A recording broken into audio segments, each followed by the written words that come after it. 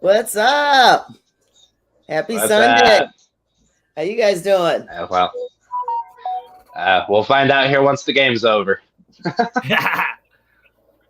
I'm sure there's a lot of people who are going to be looking back and forth, looking at the TV, looking at their phone. So Yeah, yeah, I that. picked this is prime time for me to have a podcast. I'm telling you. So there's a bunch of people already saying hello. Wow, Don, we're starting out quick with you guys. You got Corey, Jordan, a couple. Well, they just keep saying hi and hey, they keep repeating themselves.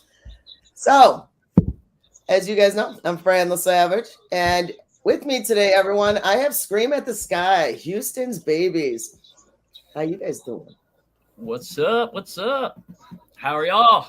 So far, so good. So far, So far? Now, is that today or the game? the game that'll depend. That'll dictate if I'm suicidal all day or if I have a good day. All right. Well, don't pull it on my broadcast. I don't want to see that. It's okay. It's okay. It'll be later in the privacy of my own home. It's fine. Well, I really don't feel much better about that, but we'll talk about that later. Yeah. We'll talk about those when we get there. Well, we can talk about it. I mean, you really need someone to talk to. We're all here. I'm just saying. So anyway, moving on. So guys, Scream at the Sky. Tell me a little bit about you, who you guys are, what you're about, what you play, where you're from. Well, I know you're from Houston. Well, as you said, we're from Houston, Texas. We're proud to be from Texas. We wanted to be, some of us. Bundy is from Denver. Pueblo. Sorry, I didn't want to get him in the wrong spot. Yeah.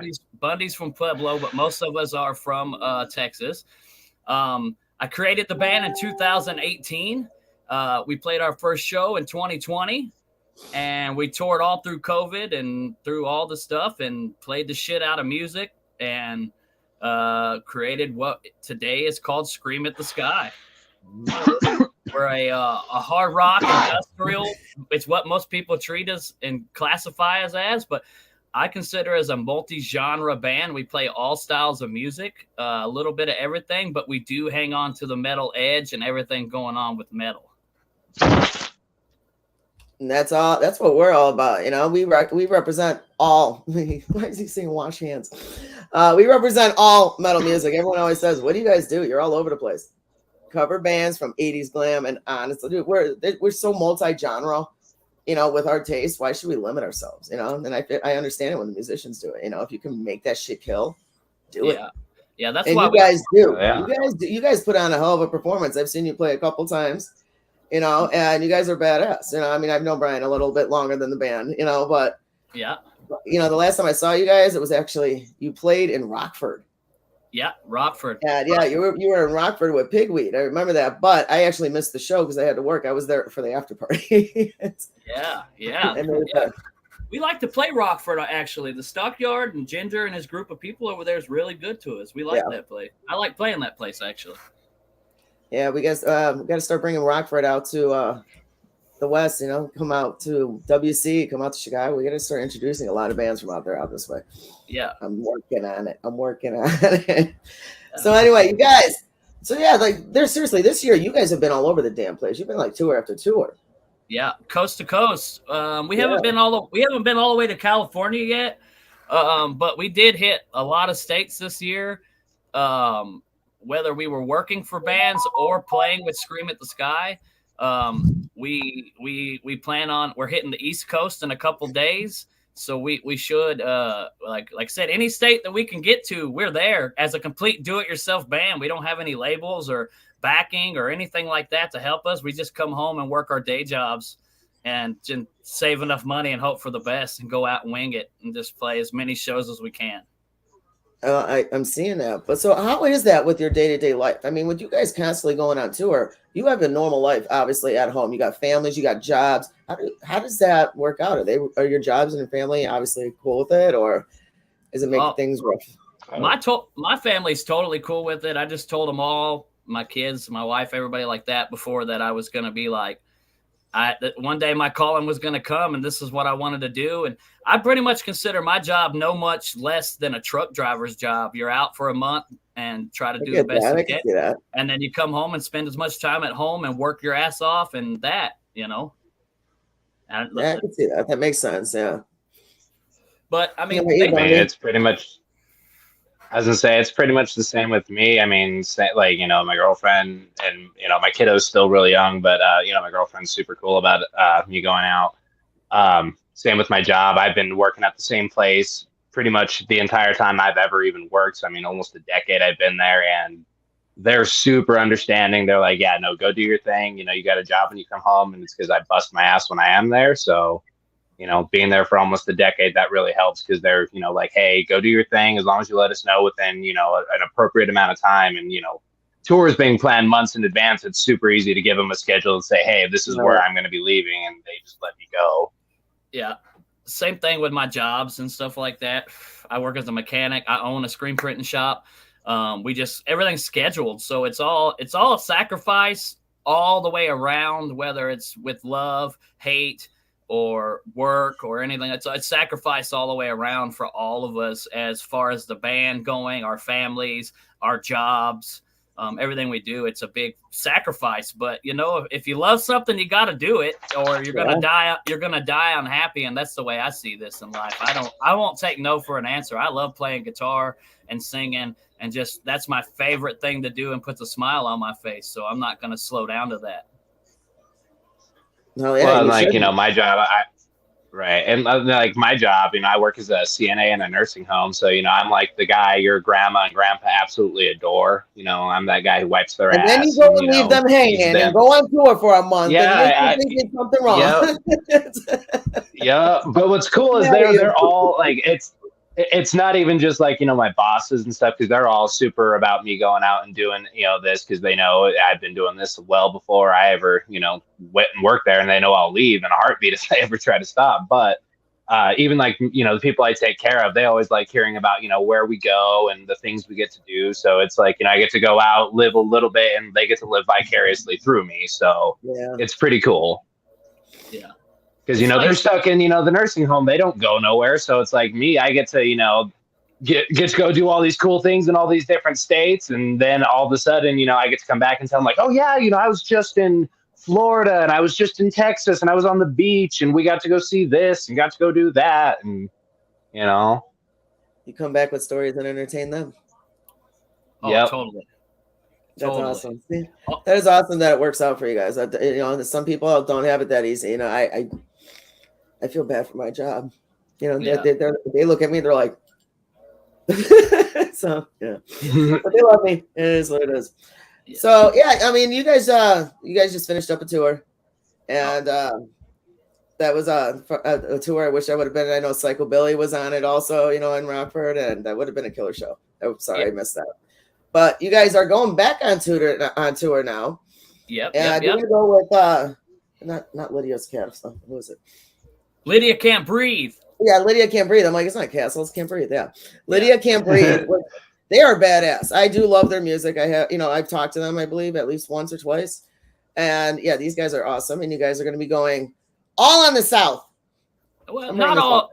We're going up towards the northeast coast and coming back around, making a loop through the Midwest, actually. Yeah, you are touching base with Indiana, but from what I've seen, you're not even coming to Illinois. Yeah, no Illinois. We did a lot of Illinois on our last tour. We have a lot of great following in that area. Chicago'd out. Oh no, we love playing there. It's just as a band, you can't oversaturate a market, so we don't just fucking get a chance to. We don't tour the same places over and over and over again. I get that. Yeah. When we first started, we were hitting as many markets anywhere that would fucking take us. They like, hey man, we'll feed y'all some fucking spaghetti and give y'all free beer. We're like, fuck yeah, we are there. God damn it. We're there, and we beat them streets up enough where people are like, hey, we want to pay you to come back now. And we're like, oh yeah, fuck yeah, let's do that. Like, all right. And then we build stuff around, like as a do-it-yourself band. Like I said, it's a big. There's a lot of structure to doing this and following the industry standards and stuff like that. But it's really a big wing it kind of experience. Like every day is a new day for us, Yeah, that's the way it should be. Life should be unexpected. It shouldn't have. Not everything needs to be by the time clock. And I should listen to my own advice. I really should. Before anyone calls me out, I have to call myself out. So yeah, you guys are going to do several at least 3-4 shows a week during this tour for a few weeks, right? Yeah, it's like 18 or 20. It's 18 or 20 shows on the road, and like I said, we make our way up from Texas, going up all the way. You know, we start in like Missouri, and then we make our way across there and head over to like Virginia, West Virginia, Pennsylvania, a couple places like that, and then like I said, through the Midwest. But we meet up with Lydia and them. Lydia's agent helped us on booking this tour and gave us the opportunity. James Cripps and Blind Anxiety and Entertainment. He gave us the opportunity to go out with these guys, and he's like, y'all want to drive up all the way up to the East Coast just to play these shows with this guys? And I was like, yeah, like, well, I'll book my own shows on the way up. Like, I'll figure it out. Like, we're not going to just drive across the country for nothing. Like, I was like, we'll figure it out. And he's like, all right. And then next thing you know, we're out with Lydia Can't Breathe for this month. It was like a last minute thing for us. We thought we were kind of done for the end of the year. Being like you said, we just got off a tour with Pigweed, and we were like, hey, we're almost done. Yeah. You know, let's do a bunch of stuff. We got a new album that we're going to be dropping. So we've been wanting to work on that, all kind of stuff like that. But it was like when we got the opportunity to go out with Lydia Can't Breathe for this tour, I've known Kyle and Shad and Josh and all them guys since my Dead Horse Trauma days. We did a lot of tours with them in the Dead Horse Trauma days. Yeah. So the opportunity to go out was like, hell yeah, let's fucking do it. I love that band. And you're doing it. Fuck yeah. And if I could find a way to that side of Indiana, I did look at the date and I was like, yeah. I need a road trip. I need to get out of this area, even if it's just for a night. I really need to. So, okay. So you guys, I mean, out of you're just like on a tour craze. So everywhere that you have toured, what has been your favorite venue or bar? Oh man, I really dig like hometown shows, because like our hometown club BFE or Arcadia, there's always really good shows there. But like, man, that's a hard one to say because there's so many great venues. When we played over near Bundy's hometown, Sunshine Studios, that stage is fucking rocking over there. We didn't have a great attendance there, but it's sometimes it's not about the show and the attendance for us. Sometimes it's about the venue.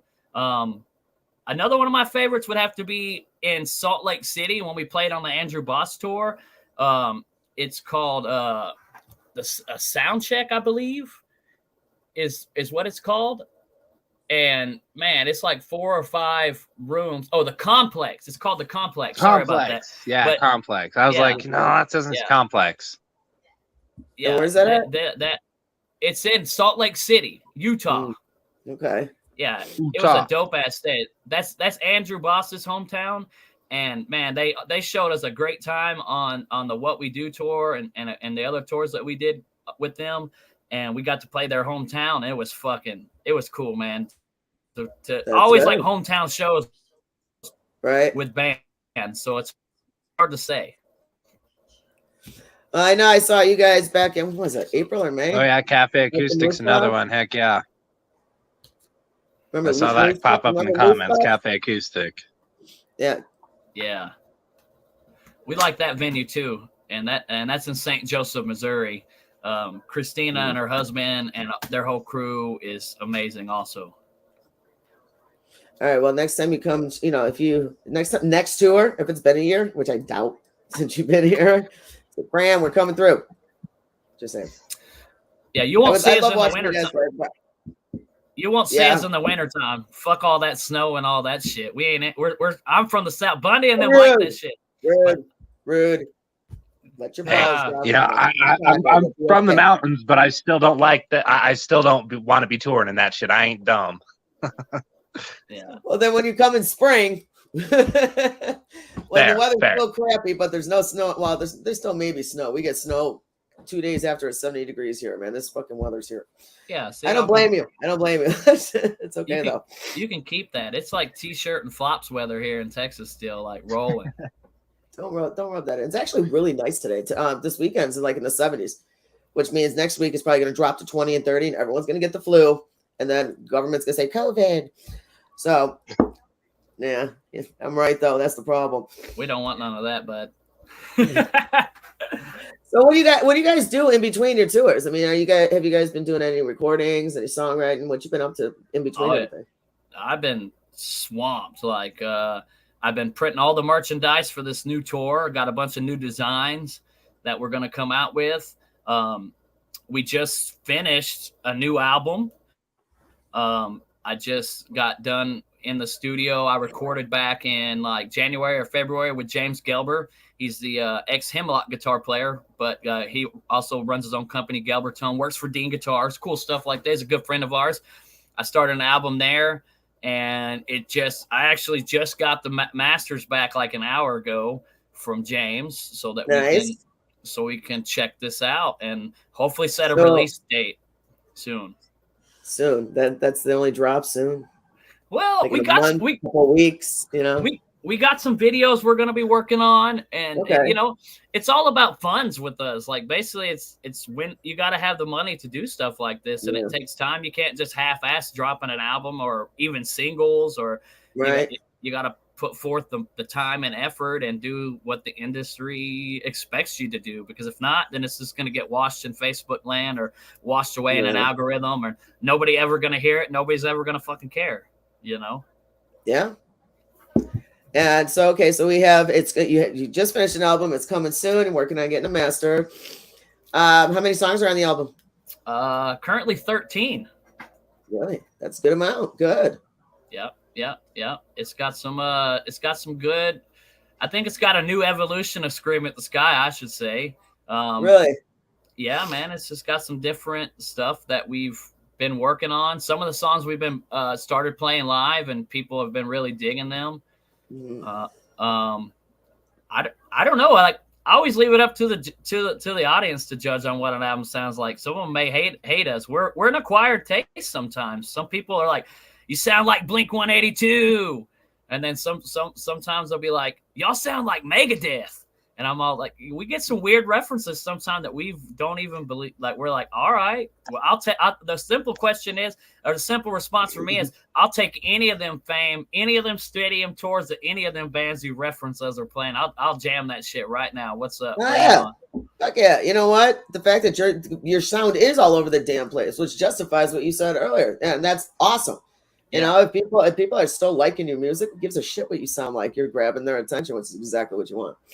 I found that the best way, just to walk your path and kind of just write your own music, and what people like is what they like. There's so much fucking music and so many bands out there. I mean, if you can't find something you like, I don't know what to tell you. You know, there's something's wrong with you. There's so much. You're the prick.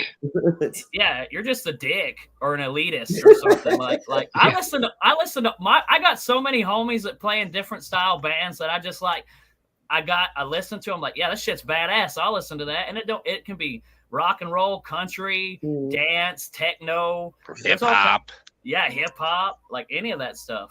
I mean, we like everything.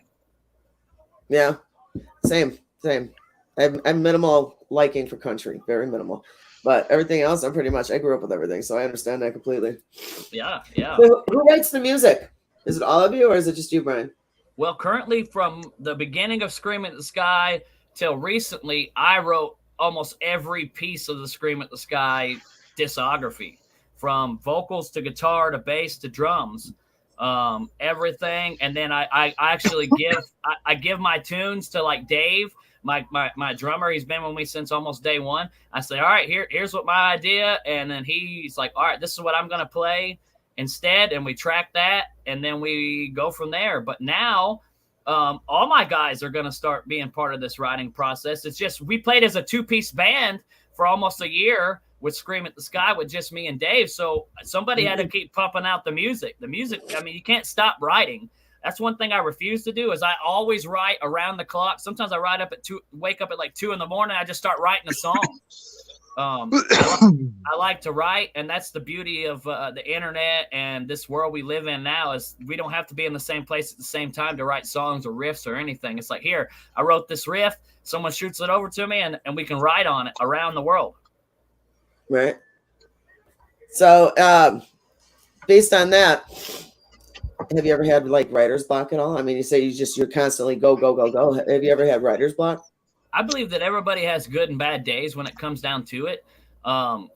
Yeah, there's days where I don't write at all, but there's days where I like write 2 songs or 3 songs a day, or structure out some pretty decent songs. Some songs just come to me instantly and I write them all out. But there's been many a days where I just work my ass off all day and I'm like, I don't think I can write anything, or I'll try to come and write and I just can't write anything down, or I ain't got nothing to say. There's nothing in my head to say that means anything to me as a person. So I agree that there's good and bad days for writers. Mm.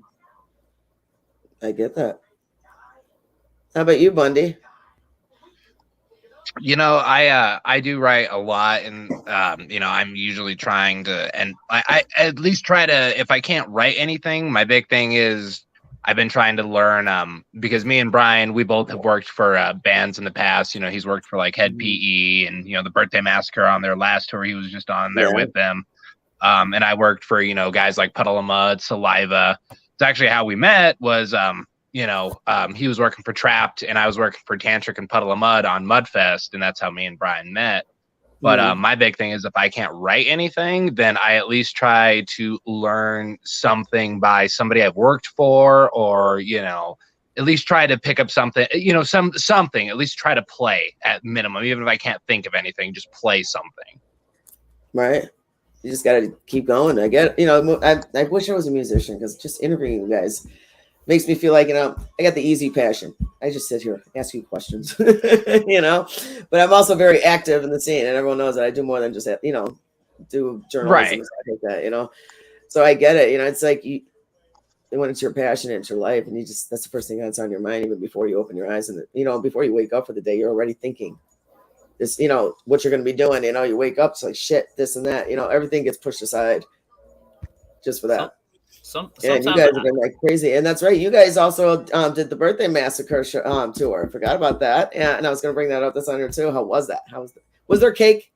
Well, no cake. We did do a few select dates with them. I worked for Birthday since 2017, and I've been telling them it was an honor. Let me say that first off. It was like the biggest honor for a person that works for a band to actually give them a shot and at playing any shows with them at all. Like you said, Bundy works for a bunch of bands that he's never even opened up for, that they would never give us a chance. I've worked for a ton of bands that have never given Scream at the Sky, Dead Horse Trauma, or any band that I've ever played for a chance. They're just like, fuck that. You know, but for Birthday Massacre to give an unsigned do-it-yourself band a fucking minimal of a chance, even if it was a few shows, it was the most biggest honor we could ever do as a like hard work pays off kind of thing for us. What did you have to do to apply for that? Or, well, you know, like work my ass. I drove every tour for them since 2017, and for example, you just keep poking them, saying, "Hey." Well, like, hey, like to the point where they're like, "What are you doing here?"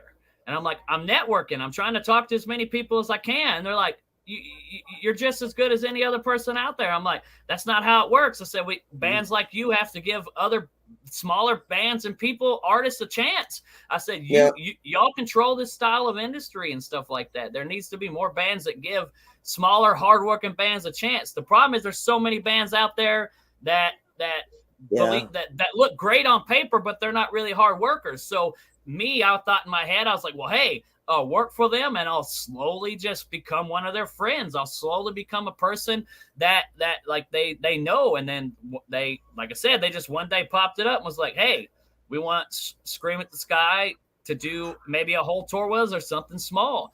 And of course they're on a label, and they have everything has to go through their label and through their booking agents and stuff like that. So it's a process to do that, but basically the band themselves didn't take no for an answer from any of them and said, hey, we want Scream at the Sky on our Texas shows. And that's basically what it comes down to in the end. That's what had to be done. And they did that. We rocked them a couple Texas shows with them. And it was fucking amazing badass to meet their fans, to be putting that in front of and like I said, I worked for them since 2017, and almost every night that I've ever seen Birthday Massacre, it was close to a sold out show. And a very, like, they're very popular in a weird style of market that's not rock and roll, that's not metal, that's not anything like that. It's like an industrial gothic, leather pants. I love it all, man. I don't care what it is. I love anything gothic. It doesn't matter what kind of metal it is. I'm all for it. I'm all for it. And they are badass. They're still, it's a twist it's just on a metal. different fan base from like in the sense of like the metalheads who are like, moshing and doing all that crazy shit to like these people are like, they're into it, but they're into it in a different way. It's super strange to explain, but it's super cool at the same time because they still eat it up. Yeah. Yeah.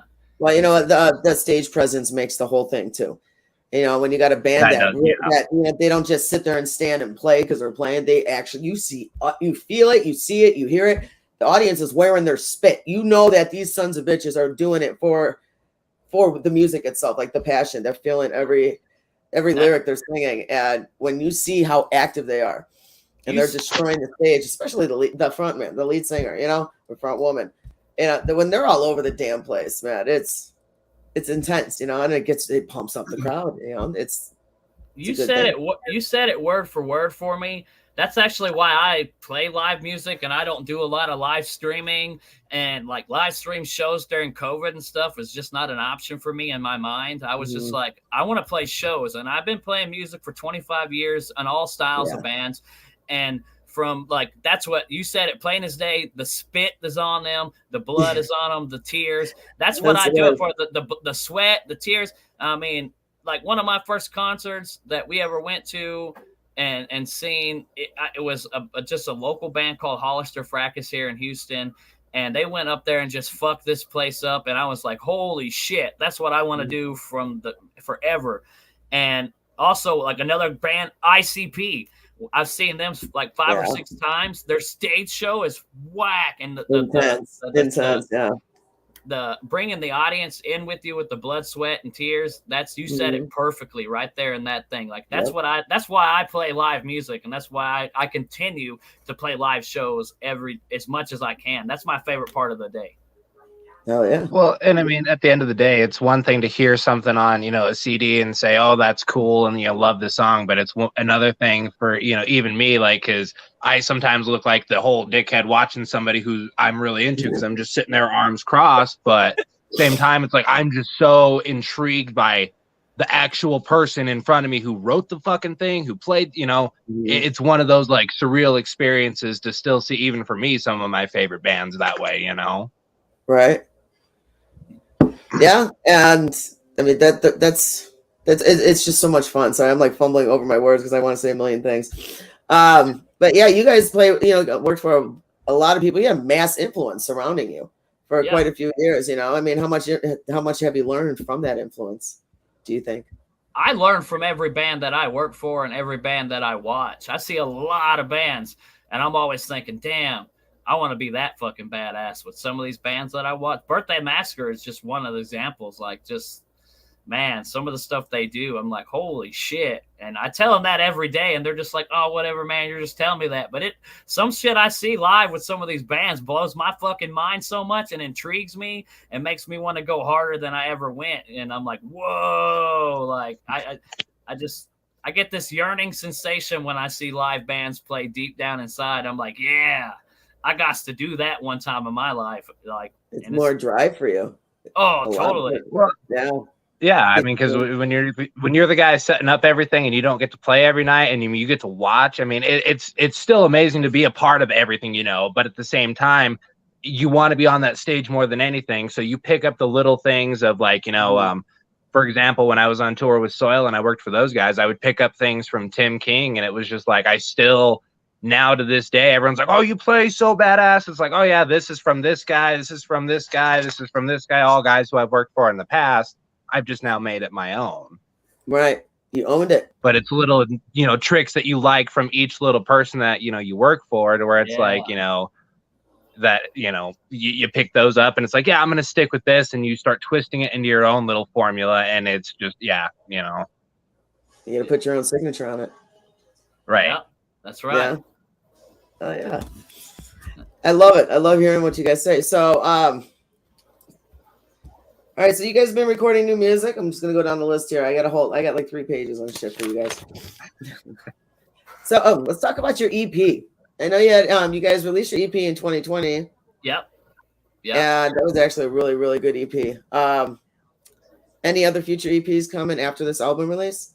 I think since we did like 2 EPs and put them out, and they say today that you should just drop singles and all that, which we're going to be doing shit like that. But me personally, I would love to have the first full-length Scream at the Sky album dropped out, which we have that finished now. And we're going to put that out. We haven't thought much further than that, except for playing as many live fucking shows as we can currently. I'm hoping next year we play even more shows. We do want to do some like over the pond touring and stuff like that, which that's another thing we've been working on with working for bands and stuff like that is expanding our reach like into Canada and like Germany. Okay, so you want to go on like a worldwide tour? Yeah, we want to do some like we want to do some of that, and it's very possible to do stuff like that as a do-it-yourself band. We did it a bunch of times with Dead Horse Trauma and stuff like that. Like it's all and how hard you want to work. You got to work really hard. And he's like my friend Steve from Skin Lab told me one time. He's like, Brian, he's like, real rock stars have day jobs. And I've lived with that for my whole life. So it's about how hard you want to go home and work and how much money you want to make to be able to go to the next place. It's like planning a trip, but on the trip you're playing guitar this time instead of just fucking like going there to leisurely do nothing. True. I mean, I guess I kind of see that. I never looked at it that way. Yeah, it's the same. I swear, it's that simple at times, but it's just about following the steps and the routines and being able to handle that kind of mindset for the experience is one of the hardest things to come by, especially with overseas touring. So who would you like to tour with if you go overseas? Oh man, we've been talking to a band for a while called Skin Culture. They're from Brazil. We've been talking with them. We'd love to do some stuff with them. There's so many options here. I toured with a band over there called Ectomorph, and I would love to go jam with them dudes again over there. I don't know. They're from Budapest, Hungary. Really? Okay. Yeah. I don't know. Like I would love to go over there with some bands like like one of my favorite bands right now is Nothing More from San Antonio. Like I would love to fucking tour somewhere or even do a tour with them. That would be really cool. Even an overseas tour would be. And then shout out. yeah, that would be amazing. I mean, there's so many bands I can ask to go over. Like another one of my favorite bands is the Browning. I would love to do anything with the Browning, like go overseas. I bet that shit would be sold out every fucking night. Just blow your fucking mind, badass. Yeah, I hear from a lot of bands that the UK is really, really, and I actually have a few friends out in the UK in the industry also, and they're always like, send us links. And I hear from other musicians that, England, UK is all over our music, and when anybody from America comes, they're all over it. Yeah, there's a lot of bands going over there. Birthday Massacre's actually in the UK like this week, actually for 2 weeks. See, so. And I get they're gonna sell their shit out there. Oh, there's already a bunch of shows announced, sold out already there. So I bet it's gonna be badass. Yeah, I can imagine. I can definitely imagine. I need to get out more. I don't leave the state, let alone the country. So what else you guys got coming up? I mean, what else you guys got planned in the next year or so? Besides, you got an album, you got another tour. Is this the last tour you're gonna do for the year, or do you have another one backed up for the new year? No, we're done for the year after this tour. Unless something comes up, we're never ready to stop. Don't take that in the wrong way. We're always looking for another opportunity to go tour. We do worry about like circumstances as far as roads and weather. We live in a bus and stuff like that. So it's like I can't take my dudes out and there's a fucking snowstorm and we're living on the streets and the bus. It's hard to do that. We're soldiers, like as far as like the living the road life. We're road dogs. We can handle it. We've done a lot of really crazy, but it's about being on the road, not the weather. Yeah, but it's about being safe though. So Yeah, I've got quite a few bands, including you, who said it also, that they're like, Fran, we'd love to come up and play for. They're like, but your weather around that time of year. And I'm like, I know. Yeah, we can do. Like I said, we've done it. You know? We've been through some nasty fucking snowstorms and some nasty hurricanes and all kind of weather. Like rain or shine, we're there. If we're scheduled, we're there. Kind of places, but we just generally like to take the time off to spend the holidays with our families, write music. We don't ever slow down. Like I said, we got a lot of work ahead of us with this new album that we're going to come out with, making videos and content and getting stuff out and getting to the right people.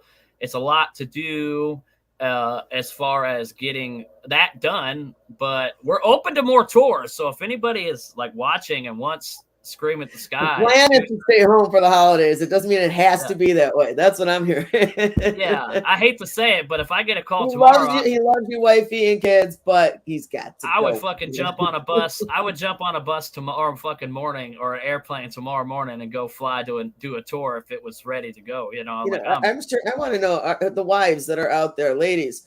If your man tells you after they just got back on tour, hey, I got another tour coming in a week or two, do you actually help them pack to go? No. Like, oh baby, I got you. Don't worry. And you're asking, oh, I'm gonna miss you too. Bye. Click. Nah, go ahead, Bun. I was to say, my girlfriend, she's super awesome in the sense that she books a lot of my flights and all that. But when it comes to packing, leave it to me. I pack a very specific way. I live out of a backpack, so that's my thing. Don't touch my way. So pack your own shit. I get it. Yeah. I just live out of a backpack. I learned from touring. Like, okay, I'm just saying. Yeah, backpacking. Well, yes. Bye. See you, honey. Love you. We're out of here. Like I tell my guys, I'm like, hey man, I got on a schedule, but if something comes up, you better be fucking ready. It's coming. Like we get a right offer, we're going. Like it's. Like I said, another one of the things where it's like I would hope that the hard work that we've put into does pay off, in that sense. Like you never know who's watching and who's paying attention. That's what I tell my dudes that constantly. You never know, motherfucker might call us tomorrow and it's time to go do something. But we know the logical sense of it has to make financially reasonable for us. And it has to, like, we're not just dumb. We go out with a plan on most tours, but we are open to just fucking the right opportunity. We'll be fucking, let's go, boys. All right, so you go out with a plan for most tours. I heard that emphasis. Now I want to know about the ones you didn't have a plan about. What happened there? Well, like, shit. We've had lots of breakdowns on our fucking tours where we're like, hell yeah. All right, everybody's broke. But we got enough to cover all our fuel and everything. We got to go make some fucking the little bit of cash we do to keep rolling. And boom, transmission blows up and it's like $5,800. And we're like, oh, what do we do now? And that's where I want some planning and just with like our fans taking care of us. Like helping out. We had a fan there in Des Moines, just like covered our ass and got our fucking bus transmission fixed and told us, hey man, we'll help you out in the long run. And just pay me back whenever you can. And I did, I came home, I worked my ass off, paid DJ from Des Moines, Iowa. I paid him every fucking bit of that back, worked hard, $5,800. We finished the tour out, but that's like what I mean by something you can't plan. You can't plan that kind of shit. You're fucking like boom, blown up, bus is blown up. What do? You got to keep going. You're like, so do you have like a sludge fund on the side just in case shit happens like that? I mean, everybody should have some kind of sludge fund for something. But like I said, we go out with as much money as we can make as far as being at home or how long we're at home or how much money the band makes through, like merch sales, stuff like that. It's a hard thing. It's a teeter-totting scale for us as a human. It's like, try it or not. What are you gonna do? Yeah. And just like you said, I know quite a few bands, obviously the shit happens when you guys are on tour and when you're on the road, even if it's in a regular car or whatever, shit does happen. Your tour bus does break down, something goes left, and everyone just starts tagging everyone. Hey, you live right by this, but I've been hit so many times. They're Brand, you're within 2-hour drive. Can you go? Can you go? You know, it's a couple times I was able to. But there was somebody who could get there sooner than I could because it was always like a 2 or 3, 4 hour drive for me. It's like, yeah, I got this. I'll come. You know? I've saved so many bands in the Houston area and helped them out. Like I have bunks here in my studio, and like we always, it's about a network out there. And if you know as many people as we know out there touring, the more you know, the better. And that's where the knowledge comes in, and the being able to tour like we do. You got to have the knowledge of people. I lucked out because I'm a mechanic, so I'm always working on our fucking bus. So that's why it keeps breaking down. Yeah. Yeah. It's always helpful to have a mechanic in the band. Yeah. I don't care what band you are or what you drive. It breaks fucking down. I've drove plenty of bandwagons, rented bandwagons that were really fucking awesome. I've drove some that just didn't make it. I've drove RVs that didn't make the top of the pass and blown up halfway up that motherfucker, you know? So, like, it don't matter what you drive, van, RV, Sprinter, your own little car, that motherfucker gonna break down. Noted. So when I'm around you, I'm gonna be like, come here, I got some problems. My shit is always lit up like a Christmas tree. All right, we got somebody popping in. Justin's in the house. What's up, guys? What's up, man? Sorry it took me so long, guys. I was working and shit, and I just got home on the laptop. I tried to do it on my tablet earlier, and it wouldn't connect, so here I am now. It's all good. Hey, you made it for the ending. It's okay. Oh, hey. All right, we'll see you next time, Justin. Bye. So you were at work. What do you do, Justin? I'm sorry, 1 second. I'm actually a delivery driver in San Angelo. Okay. Yeah, for the time being. Yeah, just between tours, because it's kind of hard to find somebody that will. What's up, man?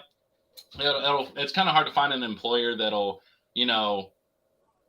let you, leave for a month at a time on tour with these guys. So it's just been kind of hard to find something. But after this next tour, I'm hoping to find something a little bit more stable. You know what? I did ask them about that earlier, actually. That's funny. They said, I did ask them, I said, how's your job? You guys are constantly on tour, like back to back to back to back. How does your daily life handle that? And then with some jobs you can't, so I understand that.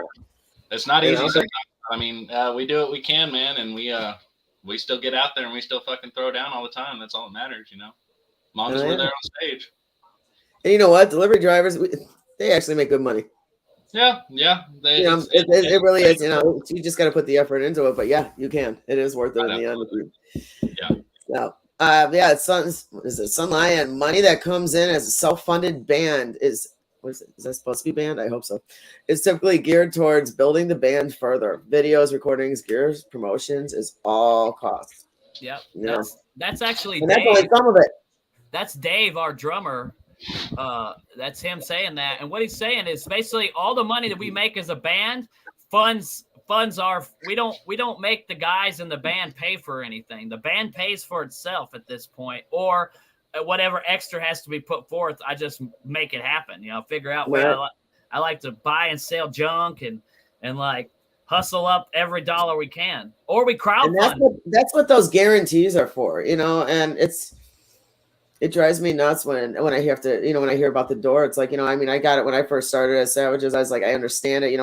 We're trying to build, but it's like to have the bands play for, doors. Sometimes not even that. I'm like, we still do our plenty of share of door deals. We'll have great guarantees in our good markets where we're doing really good at.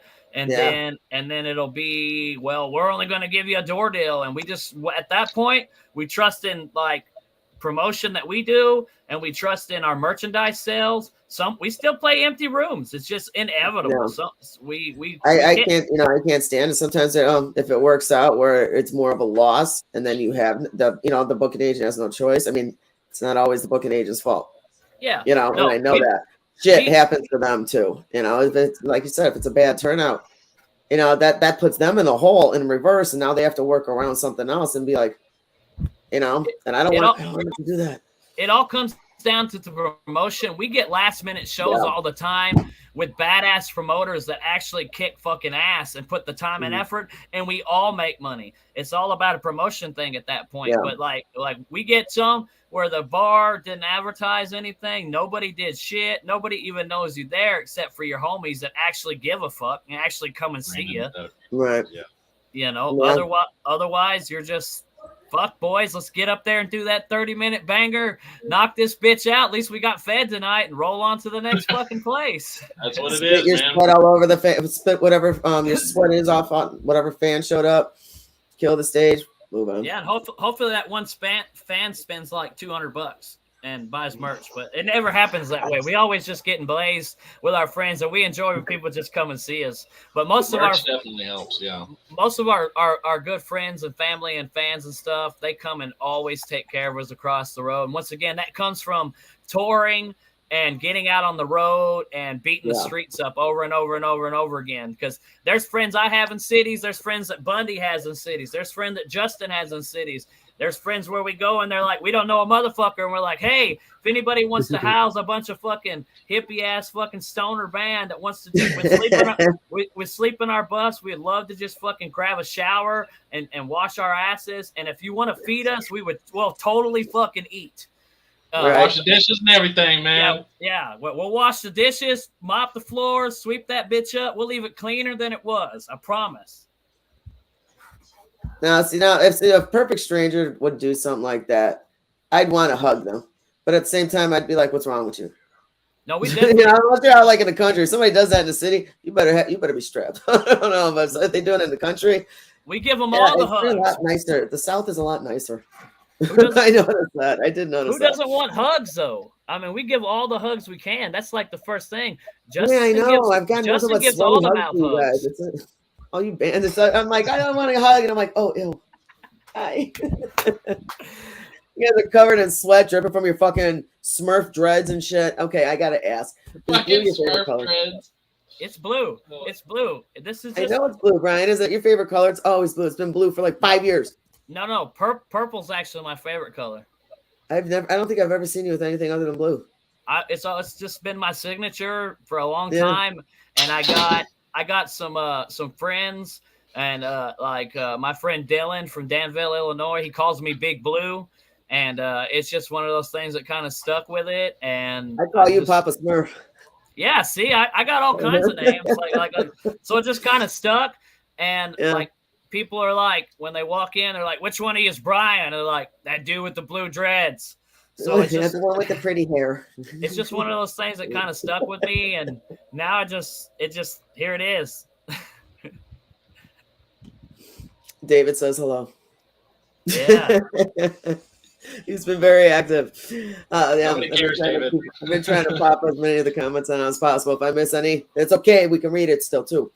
So yeah. So you guys, it's been awesome. So you guys got a shit ton of merch. Where can people find?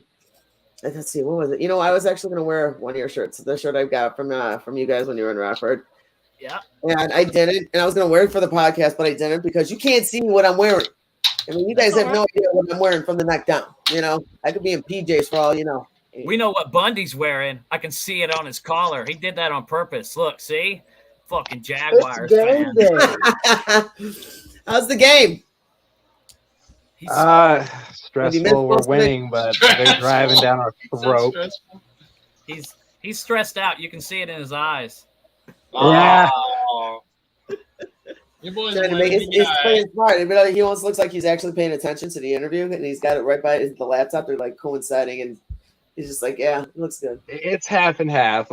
So the laptop's actually to my right. So if I'm staring to the right, I'm looking at the game. But if I'm still in this range, I'm looking at the Are you doing that little cross-eyed thing again, where you split your eyes and one looks one way and one? The crazy eyes bullshit. Fucking Mr. Deeds. He looks at two different people at once, and he talks to them like he's really watching the game, but he's kind of looking at this screen a little bit. Yeah, I can move one eye.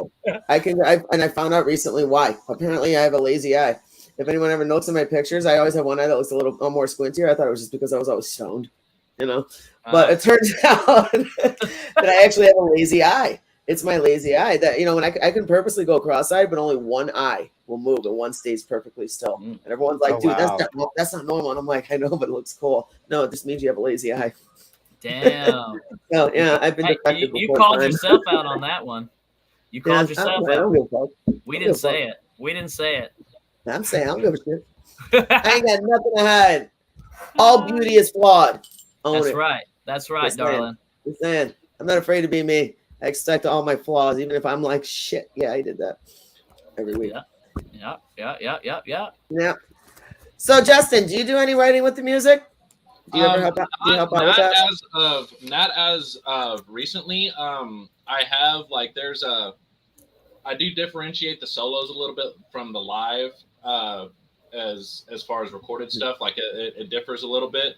But I have started writing a few like riffs myself when I'm just sitting there practicing, and some have piqued my interest as in future stuff for Scream at the Sky that would sound kind of like what they're going for. It's just Brian lives in Houston and I live here in San Angelo, so it's kind of hard for us to sit there and pick each other's brains on stuff if we're doing it online. I mean, I have set up right here. I mean, I'm on my TV right now with my laptop, but I have a little setup here, and I can record stuff and send it to him, and we use the same program and everything. So it's really just trying to get everything in a row. And this new album that we're coming out with, that's actually the other guitar player, Jeff. He recorded all the guitars for that. That was before my time. I've only been with these guys since June. Same thing with Bundy, and it's a great album. I love the songs on it. A lot of the new songs we'll be playing this tour, and it's going to be a lot of fun. A lot of heavy hitters, and I love the new heavy shit. It's so good. But it's good, man. I really like it. I like the melodies. I like the breakdowns. It's a lot of fun. But yeah, I'm working towards doing some solos and riffs on the next album. This band has definitely helped me like hone in my guitar skills, because I was a guitarist before I was a vocalist. I'm a vocalist in another band here in Angelo, and I was a guitarist before that, and I had never been in an actual band, with playing guitar. So this is actually the first band that I've been in playing guitar, and it's really helped me like. That's a hell of a way to pop your cherry. Yeah, for real. These crazy motherfuckers. He basically was like, we seen him at a show, and we knew him, like I said before, and he was like, we played with him a few times. He was like, I'll play guitar for y'all, and I was like, all right, well, if you're serious, we leave in like 2 weeks or like 3 weeks. Like, yeah, and I'm like, all right, I'm gonna call you when we're done with this tour. We're gonna start the next one. He's like, all right, and then next thing you know, boom, boom, Bundy and Justin. They're 1 day apart. They started in the band, and we're like out on the road. Like they were just like, all right, here we go. He really like learned the songs and jumped in. Jump in with both feet. How'd it go? Yep. Been a lot of fun. That's for sure. Was it a little rough in the beginning, or people think we've been playing with the band for since it started, and it's like, yeah, no, like especially the first tour was like, yeah, no, we just we just joined out a week ago, and they're like, what? No way. It's like, yeah, we just you have to just be able to pick it up and be able to go on the fly. Yeah, I just basically tell the guys like, yo, like you're gonna have to jump in, and you can't just stand there. If you stand there, right, I'm gonna fucking come over there and make you fucking move. Like you're not standing there. We gotta fucking move. You gotta play the fucking shit out of that goddamn guitar or whatever you got. I mean, you gotta go out there and act like you know what you're doing. Like right. you gotta play it. And both these guys actually handled that very well, man. Like coming in and out.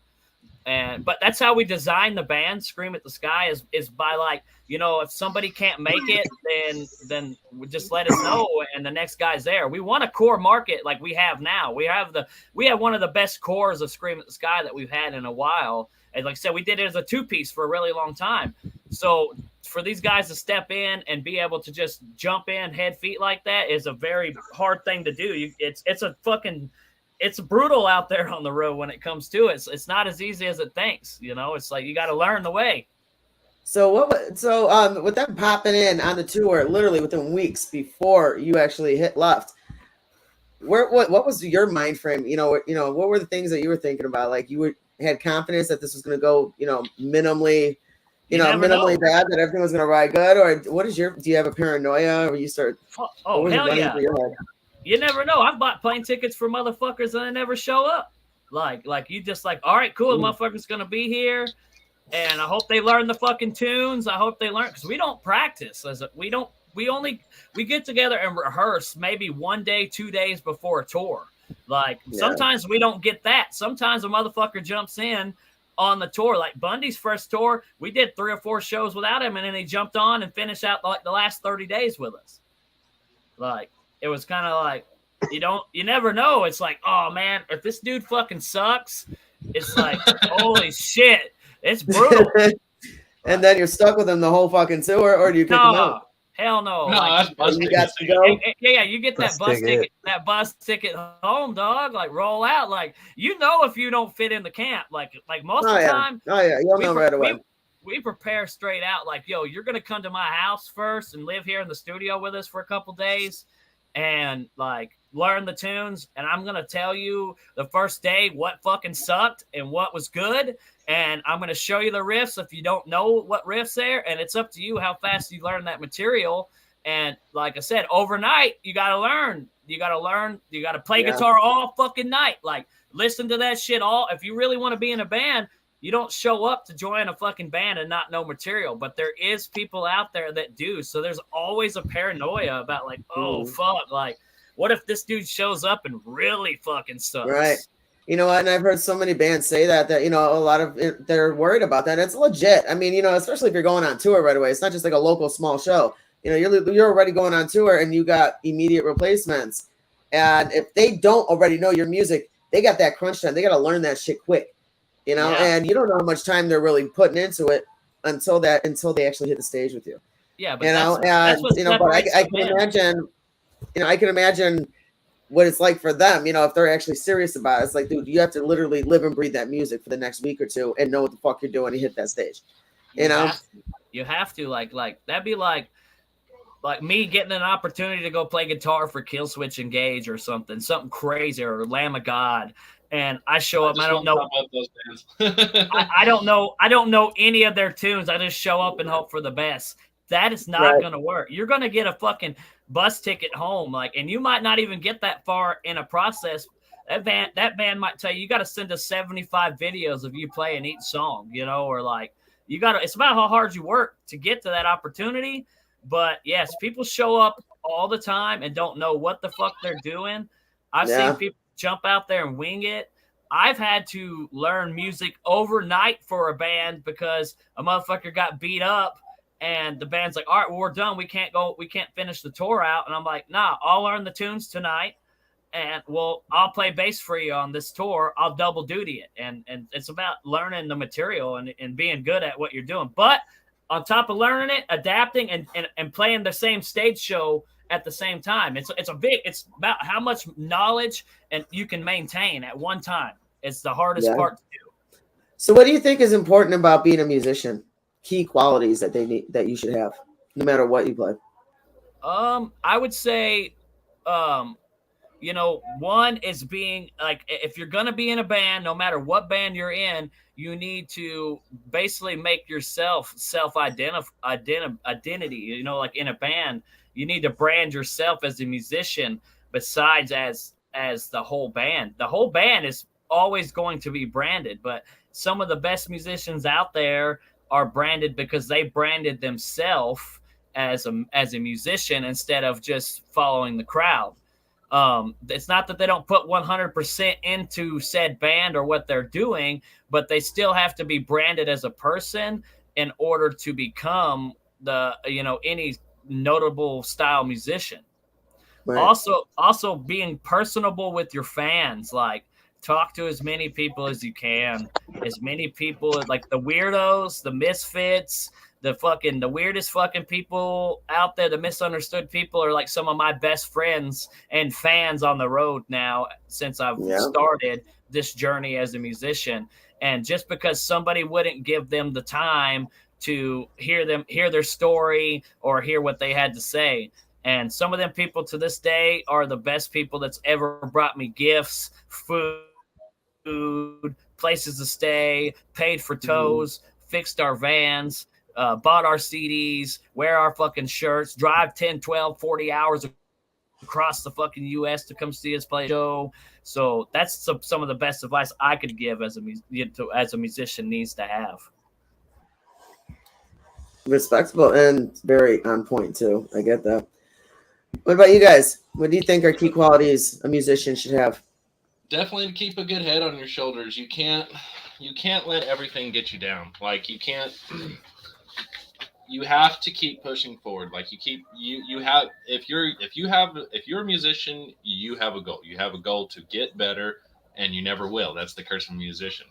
But you always have a goal to get better, and you always have a goal to make it somewhere. Like whether you want people just to hear your music, whether you want to make it in the big lights, you just do it for fun. You have a goal, and you have to have a good mindset about that. You can't get discouraged just because not a lot of people showed up to your show. You get down there, you get on stage, and you throw the fuck down either way. You can't like you're gonna be say we're on tour. We're doing I think 17 dates this tour. I'm gonna be on the road with these guys for almost 30 days, and I mean it's a lot. We have to fucking live with each other in a small sardine for a month at a time. Well, it's not a small sardine, but you know what I mean. That'd be a horrible sentence. I'm just saying. It's a small house, and we got to live with each other. Small room with a bunch of sardines. We always have to try to keep up morale. We give each other help all the time, and it's all in good fun. And that's what I like about these guys is we have our ups and our downs, but like at the end of the day, I fucking love these guys. I love what I do with them, and it's great to get on stage and go across the country and do what I love. And I will always thank these guys for being able to help me do that. So, yeah, that's all I got. Aw, there's a lot of love in that. It's cute. What about you, Bundy?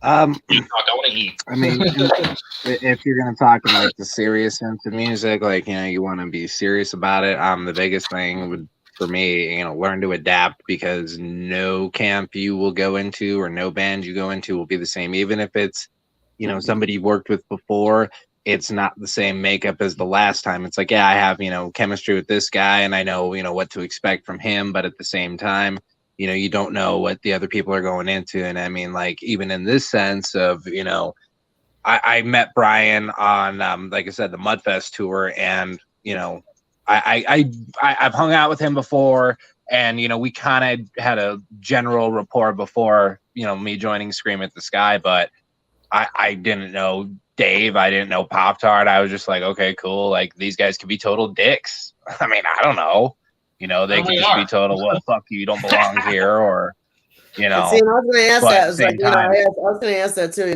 Brian, I was going to, I asked him, what was your feelings about them coming on? Now I wanted to reverse it. How did you guys feel coming on? What were you thinking on your end?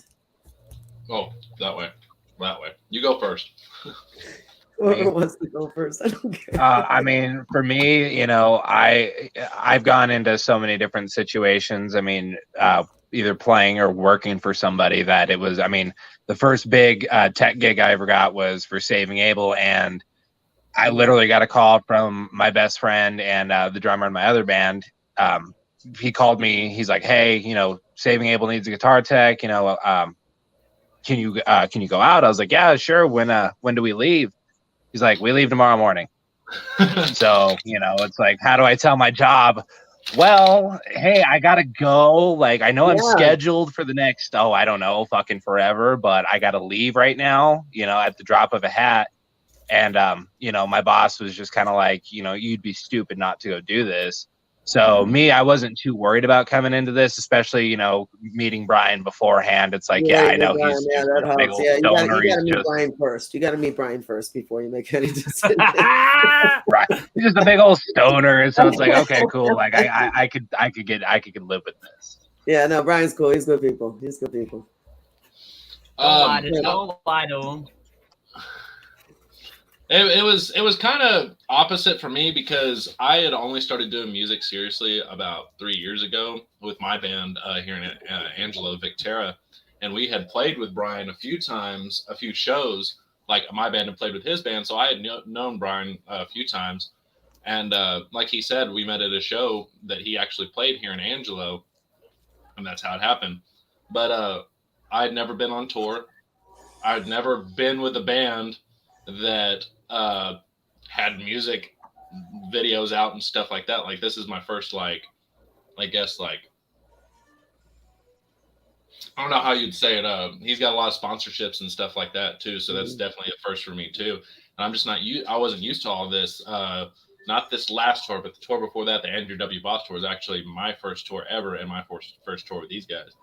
And it was very different. Like, I was nervous. I definitely was nervous at first, like, because definitely overwhelming. Yeah, I wanted to make a good impression. I wanted to make the best of it, and there were a few hiccups in the beginning. I fell on stage once, and that was the whole thing. But, it happens, man. Like Brian, he's already remember. He's like, oh yeah, I remember. I mean, I've busted ass in Victera on stage before, so I mean, it's just one of those things. You get up there, you have fun, and then you misstep, and then you fuck up. So, and you know what? And it's gonna happen. There is no perfect. I mean, shit. No, everyone knows that. I my podcast. You never know what the hell's gonna happen. There's times where shit just everyone loses Wi-Fi, but then sometimes I do. Yeah. And I'll lose it on my end, but the person I'm interviewing is still there, and it's black on my end, and they're just like, so we'll just keep talking, and I can't get in. Right. Shit happens. You never know what the hell's gonna happen. Exactly. But yeah, it's been fun for sure. It was definitely a different experience coming in. I did not know what to expect. I mean, this man, I know when I first came on, he was talking about the bus breaking down. I will never ever doubt this man, because this dude got us 20 hours across country on literal duct tape and rubber. So anything like that, I don't question him at all, because I'm just like, yeah, I mean, if it's broken, you can fix it. That's right. Good to know. Good to know. I'm gonna remember that. Oh yeah, no. Wait, yeah, I literally showed Daniel what we did to the drive shaft, or like pretty much what you did, what we just like gave you shit to do with.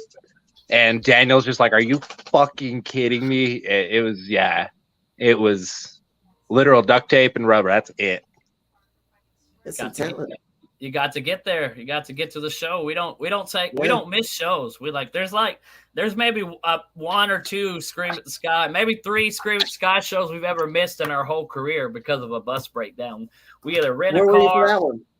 For this one that they're talking about bus breaks. Where were you for those? The ones you missed? We missed Kentucky one time. We missed it was on the we actually missed it was the Darker Than Fiction tour. We were out with them, and it was, I'm looking it up here real quick. I'll tell you where we were. Get off me. I'm not sure. I had to. It was up north, that's for sure. Yeah, it was like East Coast, Midwest, like Kentucky. Like, I think we missed the Indiana show. We missed Duluth, Georgia show one time because of that. So, and you couldn't fix it? No. So one time, our rear end had blown an axle. It ate the axle on the bus. So you blew your ass. Mm-hmm. Yeah. And so I looked all over the country. I drove 8 hours to Michigan and picked up the only axle they had in the country. And then I came back, and I had to find this only dude in the whole country, in the whole area. His name was the Spindle Doctor, and he was like $2,700 or some shit like that to come and weld a new spindle on the end of on the rear end. And I had to put it all back together. I flew all my guys home, and we missed like the last 4 or 5 days of tour. I sat there with me and my merchandise manager, Boots, and we were sitting there, and we waited. And I finally, dude showed up. He's like, I'll get to you on Monday. And it was like a week away, and he fixed it, and I drove it back home. But it was a costly, expensive missed tour, and it fucking sucked. It was actually when we released our last EP, now that I think about it, when we released Stay in the Clouds, we were on that tour, because we ended up with a bunch of Stay in the Clouds merch for after that tour that we sold on the next tour. Wow, that sucks. But you know what? It seems like the odds of you not showing up are slim to none. Yeah. That's good. That's good.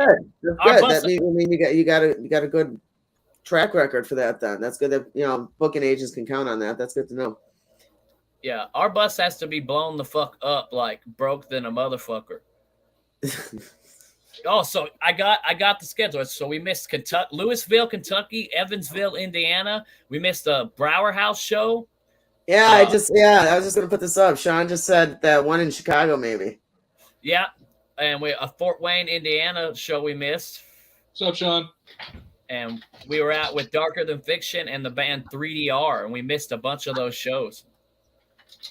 It was Halloween of last in 2021 actually.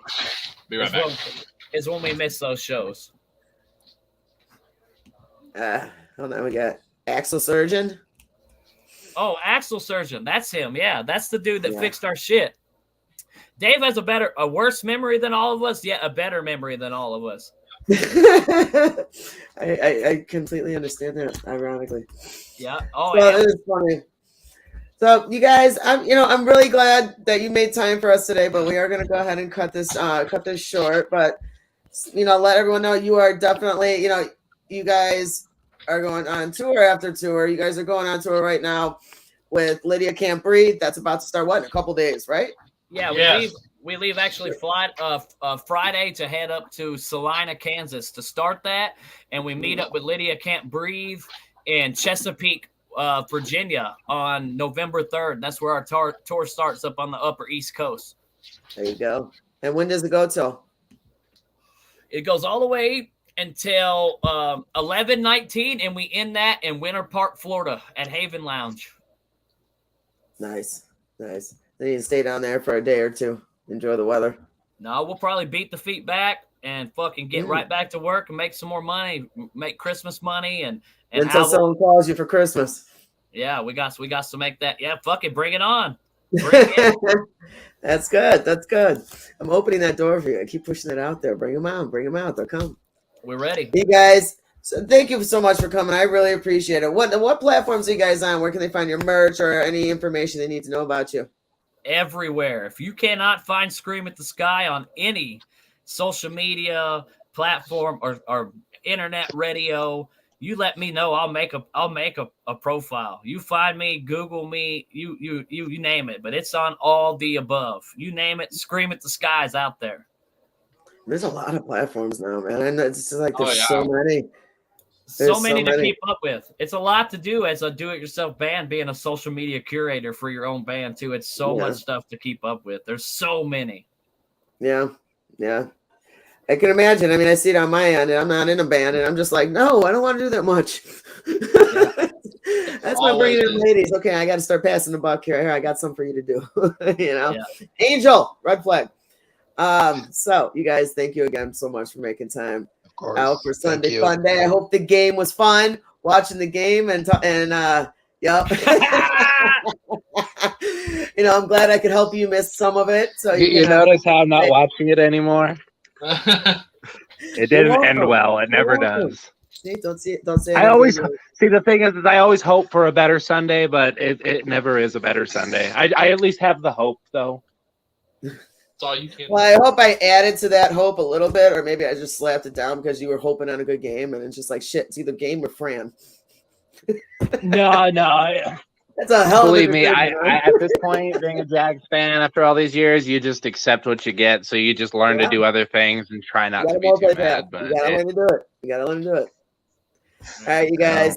You guys have a killer Sunday, and you too. I won't see you this tour probably, but the next tour. Hit me up. Yeah, for sure. All right, guys. All right. Mad love and respect. I'll talk to you guys soon. Y'all be careful. Bye.